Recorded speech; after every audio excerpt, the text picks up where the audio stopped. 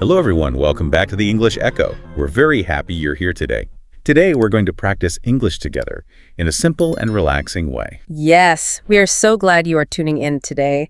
We are going to talk about something really special, the power of positive thinking. Right, positive thinking. Because, having a good attitude does not just make you feel happy, it actually helps you learn better and, it helps you feel stronger in your life. Absolutely, because learning English it is a very long journey. Oh, it really is. Yeah, and if you ever feel tired or maybe shy or worried about learning English, you are not alone. Definitely not alone. Every student feels that way sometimes. Exactly.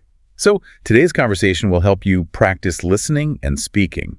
And, we want to give you the motivation to never give up. So let us start by exploring why positive thinking is so important for learning a language. Okay, let's do it. Many students, they say things like, this is too hard, or I cannot do this. Oh, I have said those exact words myself many times.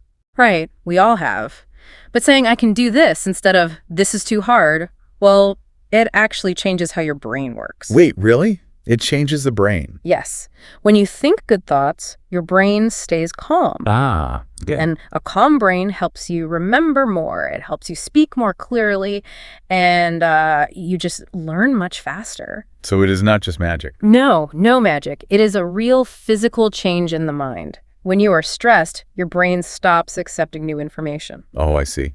It is kind of like trying to run with heavy shoes. Heavy shoes? Yeah, like negative thoughts are heavy shoes. Oh, I love that comparison. When you have them on, running is so hard. But when you take them off, you can run much faster. Exactly. Taking off those heavy shoes helps students become more confident. They become open to learning rather than, just giving up easily. But, it is easy to say, be positive.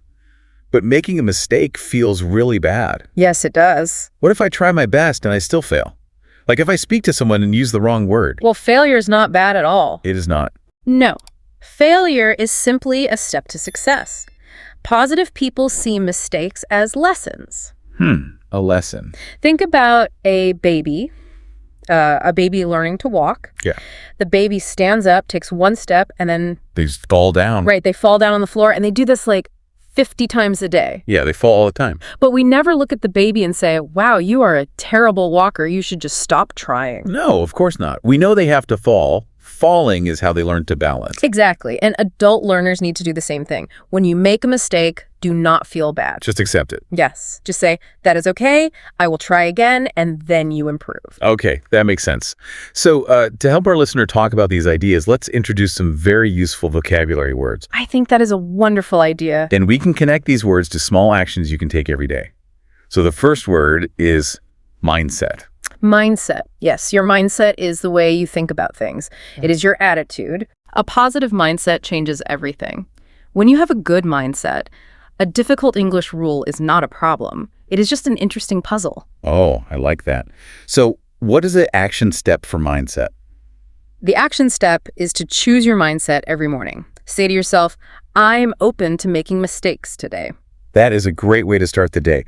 Now, our second word is related to that. The word is thoughts.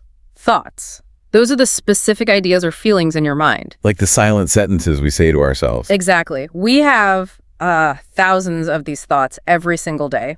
And many of them are automatic, right? We do not even notice them. Right. So your action step here is to pay attention. Notice your thoughts. Are they helpful or are they negative? Okay, notice the thoughts. And that brings us to our third vocabulary word. The word is replace. To replace. That means to take an old thing away and put a new thing in its place. Right. So the action step is to replace negative thoughts with positive ones. Yes. Smile more. Say, I will try my best every day.